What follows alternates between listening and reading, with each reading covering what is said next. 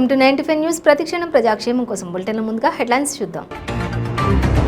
Station Ghanpur MLA doctor Rajaiah నివాసానికి వెళ్లిన MLC Palla Rajeshwar Reddy. Station గన్పూర్లో బీఆర్ఎస్ జెండా ఎగరవేస్తామని ధీమా.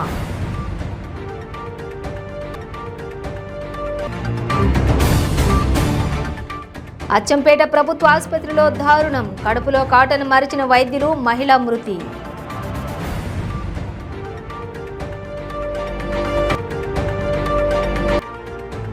మేడ్చల్ కలెక్టరేట్ వద్ద సెకండ్ ఏఎన్ఎంల నిరసన. సంఘీభావం తెలిపిన టీడీపీ.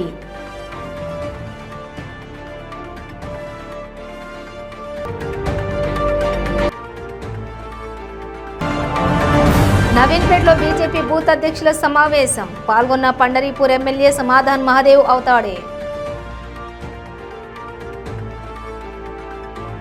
డీటెయిల్స్ చూస్తే station Ghanpur MLA doctor Rajaiah నివాసానికి ఎమ్మెల్సీ పల్లా రాజేశ్వర్ రెడ్డి వెళ్లారు. ఆ సమయంలో రాజయ్య ఇంట్లో లేరు. రాజయ్య కోసం కొద్దిసేపు వెయిట్ చేసిన పల్లా స్టేషన్ గన్పూర్ కార్యకర్తలతో ముచ్చటించారు. పల్లా రాజేశ్వర్ రెడ్డి మాట్లాడుతూ స్టేషన్ గన్పూర్ ఎమ్మెల్యే అభ్యర్థిగా కడియం శ్రీహరిని పార్టీ నిర్ణయించిందని, ప్రస్తుత ఎమ్మెల్యే డాక్టర్ రాజయ్యను ఇంట్లో ఉంటే కలుద్దామని వచ్చానన్నారు. హైదరాబాద్ నుండి కలిసి వెళదామని వచ్చానని, డాక్టర్ రాజయ్య చెక్కుల పంపిణీ ఉండటంతో బయటకు వెళ్లాడని తెలిసిందన్నారు. ఇక ముఖ్యమంత్రి దృష్టిలో రాజయ్య ఉన్నాడని, నిన్ననే రాజయ్య ముఖ్యమంత్రితో మాట్లాడాడని అన్నారు. స్టేషన్ గన్పూర్లో బీఆర్ఎస్ జెండా ఎగరవేస్తామని అన్నారు.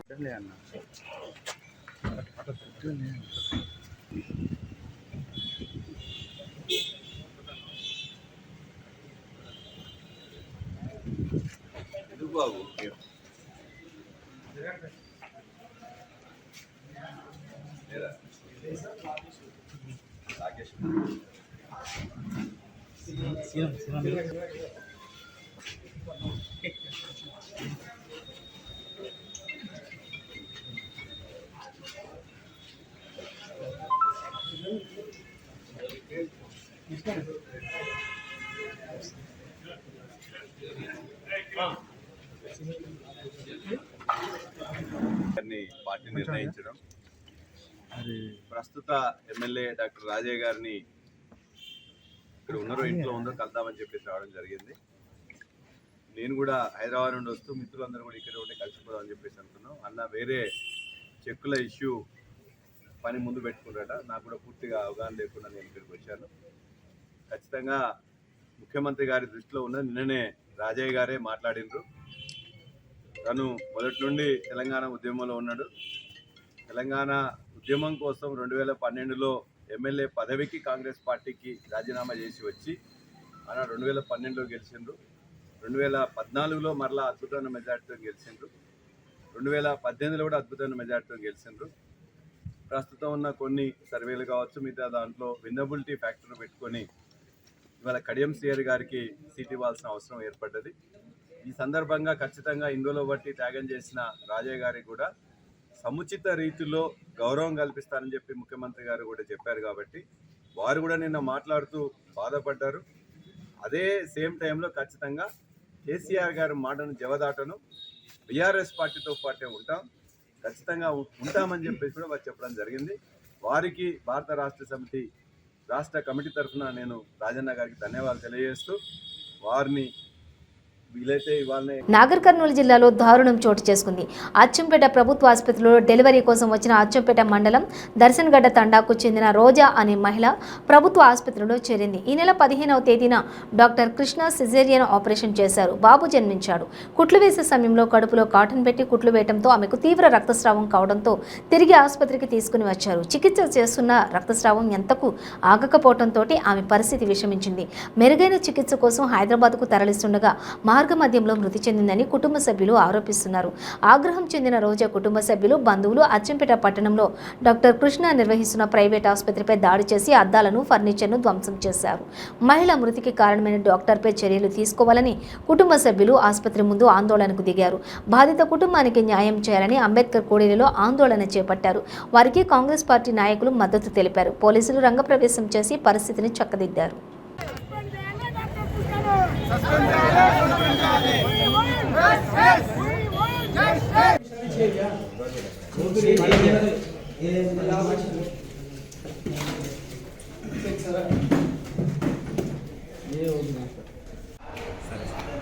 మార్కెట్స్ కూడా నడిపి ఉన్నాడు.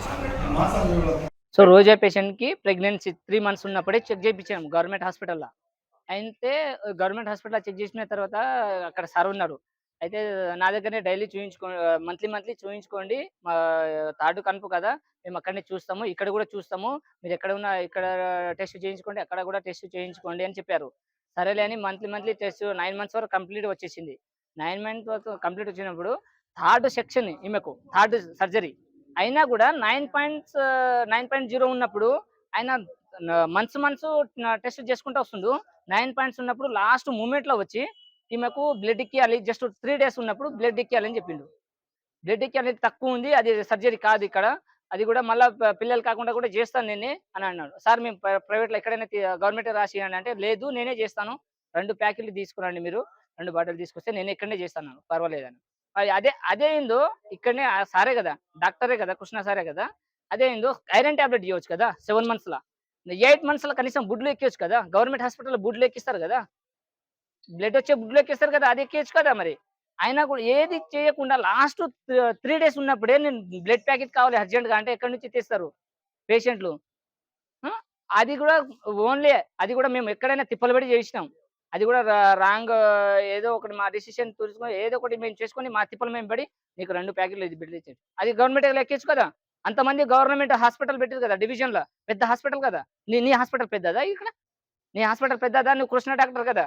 ఇక్కడ నీదేమన్నా రూల్స్ ఉందా? నీ దగ్గర వచ్చి బ్లడ్ ఎట్లా ఎక్కించుకోవాలని మేమైనా రూల్స్ ఉందా? నువ్వు అక్కడనే చూస్తున్నావు కదా! మేము అక్కడనే వస్తున్నాం కదా! ఆల్రెడీ మనసు నువ్వు అంతా చెకప్ చేస్తున్నావు కదా! నువ్వు అక్కడనే ఎక్కియొచ్చు కదా! సిస్టర్‌లు అన్నీ ఉన్నారు కదా! నీ చేతిలో అన్నీ నువ్వు ఒక డాక్టర్ ఉంటే నీ మాట వినరా అక్కడ? తమ సేవలను గుర్తించాలని, పర్మినెంట్ చేయాలని, కొత్త నోటిఫికేషన్ను రద్దు చేయాలని రాష్ట్ర వ్యాప్తంగా గత 8 రోజుల నుండి సమ్మె చేస్తున్న సెకండ్ ఏఎన్ఎంలకు మేడ్చల్ కలెక్టరేట్ వద్ద టీడీపీ జాతీయ అధికార ప్రతినిధి ప్రొజోత్న తిరునగరి ఐటీడీఏ రాష్ట్ర అధ్యక్షులు హరికృష్ణ, తెలుగు మహిళా ప్రధాన కార్యదర్శి ఆశయబిందు తదితరులు కార్యక్రమంలో సంఘీభావం తెలిపారు. తెలంగాణ రాష్ట్రంలోని సెకండ్ ఏఎన్ఎంలు అందరూ ఇవాళ రోజున గత 8 రోజులుగా వాళ్ళకి జరుగుతున్నటువంటి అన్యాయం గురించి ప్రభుత్వ దృష్టికి తీసుకొచ్చేటువంటి ఒక ప్రయత్నంగా వాళ్ళు సమ్మె చేస్తూ ఉన్నారు. ఎన్నో సందర్భాల్లో వాళ్ళు ప్రభుత్వానికి రిప్రజెంటేషన్స్ పెట్టుకున్నారు. ఇన్ఫాక్ట్ 2018లో ప్రభుత్వం వాళ్ళకు ఒక హామీ కూడా ఇచ్చిందని రెగ్యులరైజ్ చేస్తాము అని చెప్పి 16 సంవత్సరాలుగా సేవలు అందిస్తున్నటువంటి ఈ సెకండ్ ఏఎన్ఎంల సేవలను ప్రభుత్వం ఎందుకు ఈ రకంగా నిర్లక్ష్యం చేస్తాము?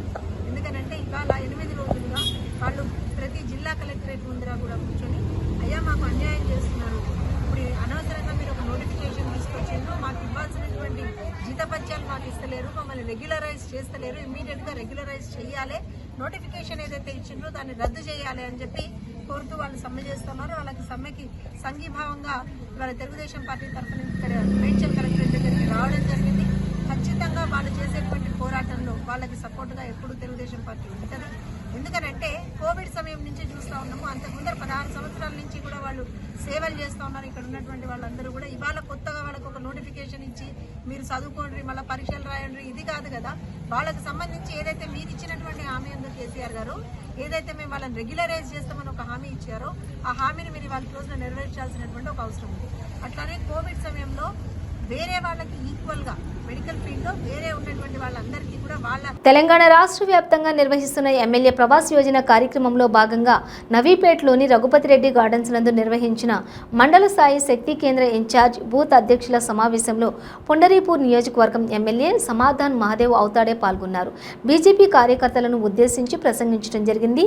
పనిచేసే వారికి పార్టీ నుండి అవకాశాలు వస్తాయని, మోడీ సామాన్య కార్యకర్త చాయ్ వాలా నుండి ప్రధాని వరకు వెళ్లారని, ప్రపంచం మొత్తం కూడా దేశ ఖ్యాతిని పెంచుతున్నారని అన్నారు. వచ్చే ఎన్నికల్లో బోధన్ బీజేపీ గెలుస్తుందని అన్నారు.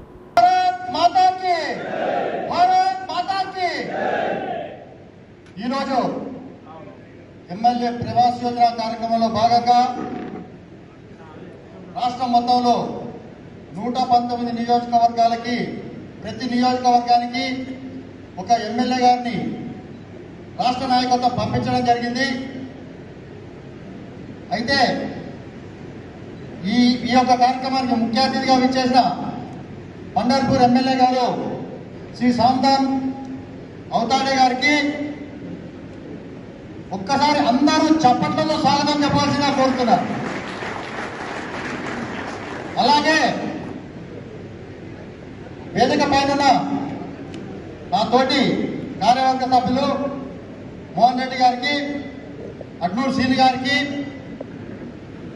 అలాగే సీనియర్ బోధన్ నియోజకవర్గ సీనియర్ నాయకులు నరసింహారెడ్డి గారికి, సుధాకర్ చారి గారికి, శైలేందర్ గారికి, కరణ్ రెడ్డి గారికి, అలాగే జెడ్పీటీసీ సంతోష్ గారికి, సర్పంచ్ సుధాకర్ గారికి, రాజక్క గారికి, శ్యామ్ గారికి, సర్పంచ్ వంశీ గారికి, పోతే ముఖ్యంగా ఇక్కడ అధ్యక్షత వహిస్తున్న మండల అధ్యక్షులు సరేన్ గారికి, బీజేవైఎం జిల్లా నాయకులకి, మండల నాయకులకి, మరియు ఇక్కడ వేదికపై ఉన్న పెద్దలందరికీ మరియు వేదిక ముందున్న బూత్ అధ్యక్షులకి, శక్తి కేంద్ర ఇన్ఛార్జీలకి, వివిధ క్షేత్రాల అధ్యక్ష కార్యదర్శులకి, మెంబర్లకు అందరికీ కూడా భారతీయ జనతా పార్టీ కుటుంబ సభ్యులందరికీ కూడా పేరు పేరున నా యొక్క నమస్కారాలు తెలియజేసుకుంటున్నాను. ఇకపోతే ఈ యొక్క కార్యక్రమం గురించి అసెంబ్లీ కన్వీనర్ కానివ్వండి, ఓ వివాహిత తన ప్రియుడితో కలిసి భర్తను హత్య చేసి రోడ్డు ప్రమాదంగా చిత్రీకరించిన వైనాన్ని పోలీసులు బట్టబయలు చేశారు. ఘటన జరిగిన 24 గంటల్లోనే కేసును ఛేదించి నిందితులను అదుపులోకి తీసుకున్నారు. ఇందుకు సంబంధించిన వివరాలను అనకాపల్లి జిల్లా నర్సీపట్నంలో ఏఎస్పీ అధిరాజ్ రాణా వెల్లడించారు. గొలుగొండ మండలం కొత్తమల్లంపేటకు చెందిన గుడివాడ అప్పలనాయుడు జానకి భార్యాభర్తలు. ఆమెకు కృష్ణాదేవిపేట గ్రామానికి చెందిన చింతల రాముతో కొంతకాలం నుంచి వివాహేతర సంబంధం ఉంది. తమ సంబంధానికి అడ్డుగా ఉన్న అప్పలనాయుడును తొలగించుకోవాలి పథకం రూపొందించుకున్నారు. ఇందులో భాగంగా కోటవురట్ల మండలం పాములవాక గ్రామంలో ఉన్నటువంటి పట్టాలమ్మ గుడికి వెళదామని చెప్పి ఇటీవల జానకి తన భర్తకు చెప్పింది. ఈ నెల 20వ తేదీన ఇద్దరూ కలిసి ద్విచక్ర వాహనంపై పట్టాలమ్మ ఆలయానికి వెళ్లి అమ్మవారిని దర్శించుకున్నారు. సాయంత్రం అక్కడి నుంచి నాతవరం మండలం మీదుగా తాండవరి రిజర్వాయర్ రోడ్డు మార్గంలో కొత్త మల్లంపేటకు తిరుగు ప్రయాణం అయ్యారు. ముందుగా వేసుకున్న పథకం మేరకు వెంకటాపురం గ్రామం సమీపంలోకి వచ్చినప్పుడు బైక్ ఆపమని భర్తకు చెప్పింది. దీంతో అప్పలనాయుడు వాహనం ఆపాడు. అప్పటికే అక్కడ వేచి ఉన్న చింతల రాము జానకితో కలిసి సుత్తి రాళ్లతో అప్పలనాయుడు తలపై బలంగా కొట్టారు. దీంతో తీవ్ర గాయాలైన అతను అక్కడికక్కడే మృతి చెందాడు. రాము అక్కడి నుంచి వెళ్లిపోగా జానకి కుటుంబ సభ్యులకు ఫోన్ చేసి రోడ్డు ప్రమాదం జరిగిందని, అప్పలనాయుడు చనిపోయాడని చెప్పింది. కుటుంబ సభ్యులతో పాటు పోలీసులు కూడా వెళ్లి వివరాలు సేకరించి మృతదేహాన్ని పోస్టుమార్టం నిమిత్తం నర్సీపట్నం తరలించారు. అయితే అప్పలనాయుడు మృతిపై అనుమానాలు ఉన్నాయని బంధువులు ఇచ్చిన ఫిర్యాదు మేరకు పోలీసులు విచారణ చేపట్టారు. జానకి రాములను అదుపులోకి తీసుకుని విచారించగా నేరం చేసినట్టు అంగీకరించారు. దీంతో నిందితులను అరెస్ట్ చేసినట్లు ఏఎస్పీ చెప్పారు. సమావేశంలో Narsipatnam rural CI SI Rama Rao, Golugonda SI Narayana Rao పాల్గొన్నారు. ఒక ఇన్ఫర్మేషన్ వచ్చింది. రోడ్ యాక్సిడెంట్ జరిగింది. ఈ తాండవ నుంచి జోగంపేట రూట్లో ఒక యాక్సిడెంట్ జరిగింది, ఇన్ఫర్మేషన్ వచ్చింది. ఎస్ఐ వెంటనే ఆ సీన్కి వెళ్ళి అన్నీ చూశారు. తర్వాత ఈ కంప్లైనెంట్ పేరు ఇప్పుడు గుడివాడ జానకి, వాళ్ళ కంప్లైంట్ ఇచ్చిన ప్రకారం 304 సెల్ఫ్ యాక్సిడెంట్ కింద ఎఫ్ఐఆర్ వేసి ఇన్వెస్టిగేషన్ స్టార్ట్ చేశారు. నెక్స్ట్ ఇది ఇంక్వెస్ట్ టైంలో మన డిసీజ్డ్ ఎవరు ఉన్నారో వాళ్ళ తల ఆయన ఎక్కువ ఇంజరీస్ ఉన్నాయి కాబట్టి అక్కడ పంచాయత్ దార్జన్ రిలేటివ్స్ ఉన్నారు, వాళ్ళకి అనుమానం వచ్చింది. వాళ్ళందరూ అనుమానం వ్యాఖ్యం చేశారు ఎస్ఐకి. ఎస్ఐ కూడా ఈ ఎక్కువ ఇంజరీస్ ఉన్నాయి కాబట్టి ఈ యాక్సిడెంట్ కాదు, 302 and 201కి ఎఫ్ఐఆర్ మారేస్తారు. ఎఫ్ఐఆర్ మారిన తర్వాత సిఐ ఇన్వెస్టిగేషన్కి వచ్చింది.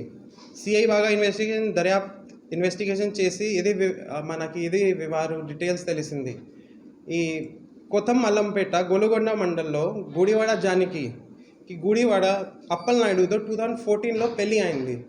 వీరికి 2 పిల్లలు కూడా ఉన్నారు.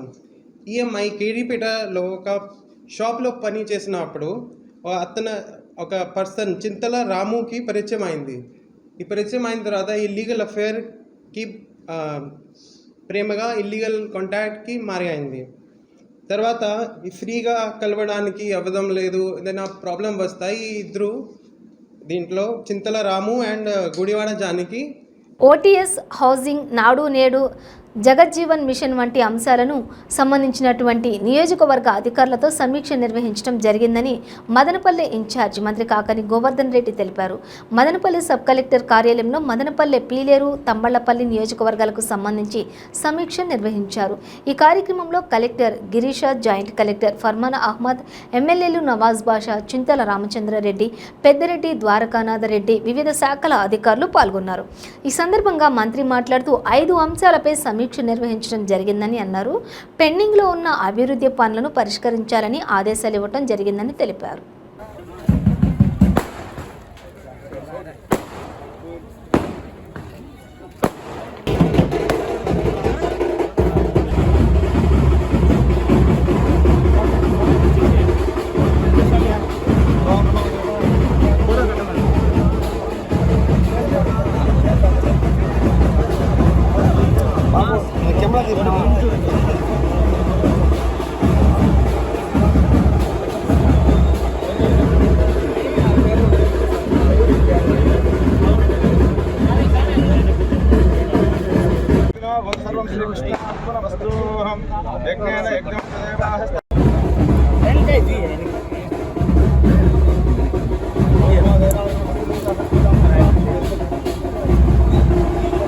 రైతులకు సంబంధించినటువంటి ప్రీమియం చెల్లించేటువంటి ఆనవాయితీ ఉంటే జగన్మోహన్ రెడ్డి గారు రైతులు చెల్లించాల్సినటువంటి వాటా ఏదైతే ఉందో అది మా ప్రభుత్వమే భరిస్తుంది అని చెప్పి రైతులు చెల్లించాల్సినటువంటి వాటా, రాష్ట్ర ప్రభుత్వం చెల్లించాల్సినటువంటి వాటా, ఆ 2 వాటాలు జగన్మోహన్ రెడ్డి గారు భుజస్కంధాల మీద వేసుకుంటే కేంద్ర ప్రభుత్వం నుంచి చెల్లించాల్సినటువంటి ప్రధానమంత్రి ఫసల్ బీమా యోజన కింద 1 వాటా కేంద్ర ప్రభుత్వం భరించమని చెప్పాం. యూనివర్సలైజేషన్ కింద తీసుకురామని చెప్పాం. కౌలు రైతులు కావచ్చు, ఇతరత్ర కావచ్చు, లేదా వాళ్ళకి 1 లేకపోయి అనుభవం ఉన్నటువంటి రైతులు కాదు, అందరికీ బీమా సౌకర్యం కల్పించండి అంటే ఆ రోజు ప్రధానమంత్రి ఫసల్ బీమా యోజనలో కేంద్ర ప్రభుత్వం ముందుకు రాలేదు. మేము ప్రధానమంత్రి ఫసల్ బీమా యోజన కింద మేము కట్టేటువంటి మా వంతు ఏదైతే ఉందో అది యాజమాన్య హక్కులు కలిగినటువంటి రైతులకు తప్ప పంట పండించుకునేటువంటి రైతులకు ఎవరికి ఇవ్వమని చెప్తే మీ బీమా మాకు అక్కరలేదని రైతు చెల్లించాల్సినటువంటి వంతు. ఓ పత్రికలో వచ్చిన కథనాలపై మాజీ మంత్రి పల్లె రఘునాథ్ రెడ్డి ఫైర్ అయ్యారు. కదిరి తహసీల్దార్ కార్యాలయంలో తన భార్య పేరు మీద ఉన్న ఆస్తిని తన పేరు మీద మ్యూటేషన్ చేసుకోవడానికి చలానా కట్టడం కోసం డబ్బులు ఇచ్చానని తెలిపారు. ఈ అధికారికి నేను లంచం ఇవ్వలేదని మీడియాకు తెలిపారు. మాజీ మంత్రి పల్లె రఘునాథ్ రెడ్డి తప్పుడు కథనాలు రాస్తే సహించేది లేదని అన్నారు. దీనిపై నిజానిజాలు చెప్పాల్సిన బాధ్యత తనపై ఉందని మీడియాతో మాట్లాడుతూ చనిపోయిన నా భార్య ఆస్తులు నా పేరుపై మార్చేసినందుకు లంచం ఇచ్చానని రాశారు. మ్యూటేషన్ కోసం ఓ 1000 రూపాయలు ఫీజు చెల్లించానని దానికి దినపత్రికలో వికృత రాతలు రాశారు అంటూ ఆగ్రహం వ్యక్తం చేశారు. నాకు చెడ్డ పేరు తీసుకురావాలి అని నా మీద దుష్ప్రచారం చేస్తూ ఒక కథనము ఇచ్చారు. అధికారికి పల్లె లంచం ఇయ్యరా అని. వీళ్ళు చేసిన ఆరోపణలకు నిజాలు చెప్పవలసిన బాధ్యత నా మీద ఉంది. నా సతీమణి ఉమా చనిపోయిన తర్వాత తన పేరుతో ఉన్న ప్రాపర్టీస్ కానీ ఆస్తులు కానీ నా పేరు మీదుగా మ్యూటేషన్ చేసుకోవాల్సిన అవసరం ఉంది, అగత్యం ఉంది. దానిలో భాగంగానే కదిరిలో ఉన్న నా ప్రాపర్టీస్ అన్నీ ఉమా పేరుతో ఉన్నవి నేను మ్యూటేషన్ చేసుకోవాలి అని ఆలోచన చేత కదిరి ఎంఆర్ ఆఫీస్ పోవడం జరిగింది. ఎంఆర్ఓ ఆఫీసులో గుంటూరు జిల్లా చేబ్రోలు గ్రామంలో మద్రాసు కెనాల్ పైన నూతన బ్రిడ్జి నిర్మాణానికి టీడీపీ హయాంలోని అప్పటి మంత్రి అయ్యన్న పాత్రుడు జీవో 93తో 25 కోట్ల రూపాయలను మంజూరు చేశారని మాజీ ఎమ్మెల్యే ధూళిపాళ్ల నరేంద్ర అన్నారు. పట్టణం తెదేపా కార్యాలయంలోని మీడియాతో మాట్లాడారు. 2018వ సంవత్సరంలో అనుమతులు ఇచ్చిన తర్వాత ఎన్నికలు జరిగాయని, ప్రస్తుత వైసీపీ ప్రభుత్వం ఆ జీవోను తుంగలో తొక్కినట్లు ఆయన మీడియాకు జీవో ప్రతులను చూపించారు. వైసీపీ చర్యల కారణంగా అభివృద్ధి కుంటిపడుతోందని అన్నారు. అరాచకం చేయడం. మొన్న చేబ్రోలు వంతెనకి శంకుస్థాపన చేసి ఇది ఏదో అసలు పని అయిపోయినట్టు, అసలు జనాలు ఆ వంతెన మీద నడుస్తున్నట్టు, బళ్ళు వెళ్తున్నట్టు ఆయన ఒక అద్భుతం చేసినట్టు చెప్తున్నారు. రెండోది ఏం చెప్తాడంటే మమ్మల్ని విమర్శిస్తాడు. కొన్నూరు నియోజకవర్గానికి ఆనాటి R&B శాఖ మంత్రి అయ్యన్న పాత్రుడు గారు కొన్నూరు నియోజకవర్గ పర్యటనకు వచ్చినప్పుడు ఆ బ్రిడ్జి దగ్గర ఆగి ఆ బ్రిడ్జిని పరిశీలించి ఆ బ్రిడ్జి నిర్మాణం చేయాల్సిన ఆవశ్యకతను ఆయన గుర్తించి ఆ రోజు అధికారులకు ఆదేశాలు ఇచ్చారు.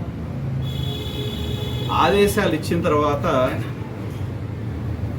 జీవో నెంబర్ 93 22/3/2018 25 కోట్ల రూపాయలతో ఆ బ్రిడ్జి నిర్మాణానికి ప్రభుత్వం జీవో నెంబర్ 93 ద్వారా 93 ద్వారా అనుమతులు. తెలుగు భాషా సాహిత్యం గొప్పతనాన్ని తాళ్లపాక అన్నమాచార్యులు అనేక పాటలు సాహిత్యాల ద్వారా తెలియజేశారని, అటువంటి గొప్ప వ్యక్తి గురించి నేటి యువతకు తెలియజేసేందుకు టీటీడీ ఆధ్వర్యంలో సాహితీ సదస్సులు నిర్వహిస్తున్నామని టీటీడీ విద్యా వైద్య విభాగాల సంయుక్త కార్యనిర్వహణాధికారి సదా భార్గవి వెల్లడించారు. గూడూరు పట్టణంలో జరిగిన అన్నమాచార్య జాతీయ సాహితీ సదస్సులో ఆమె పాల్గొన్నారు. గూడూరు పట్టణంలోని టీటీడీ మరియు DRW మహిళా కళాశాల సంయుక్త ఆధ్వర్యంలో అన్నమాచార్య జాతీయ సాహితీ సదస్సు నిర్వహించారు. పలువురు అన్నమాచార్య గొప్పతనాన్ని తెలియజేశారు.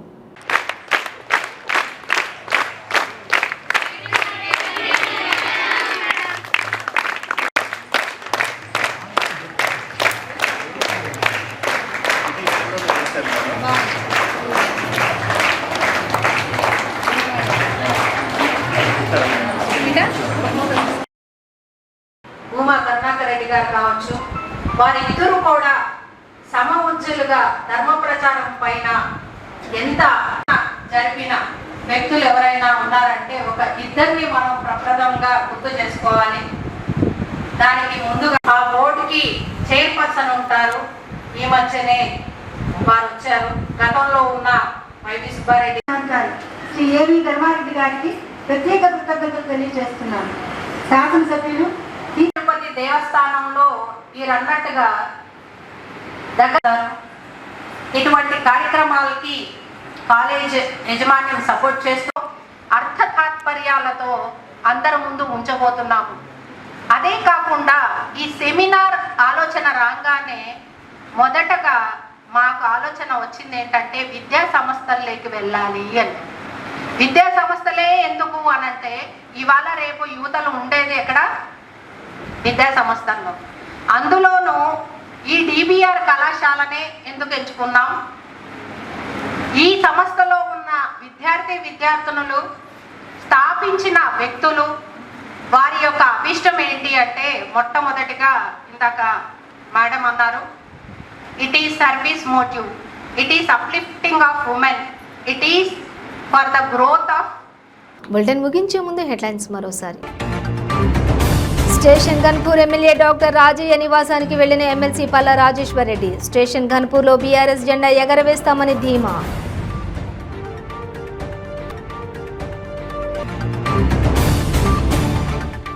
అచ్చంపేట ప్రభుత్వ ఆసుపత్రిలో దారుణం. కడుపులో కాటన్ మరిచిన వైద్యులు, మహిళ మృతి.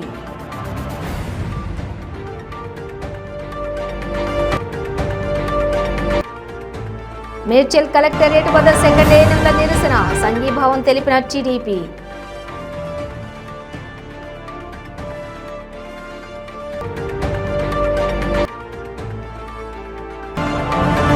నవీన్పేటలో బీజేపీ బూత్ అధ్యక్షుల సమావేశం. పాల్గొన్న పండరీపూర్ ఎమ్మెల్యే సమాధాన్ మహాదేవ్ అవతాడే. ఇవి బులెటిన్ డీటెయిల్స్. చూస్తూనే ఉండండి 95 న్యూస్.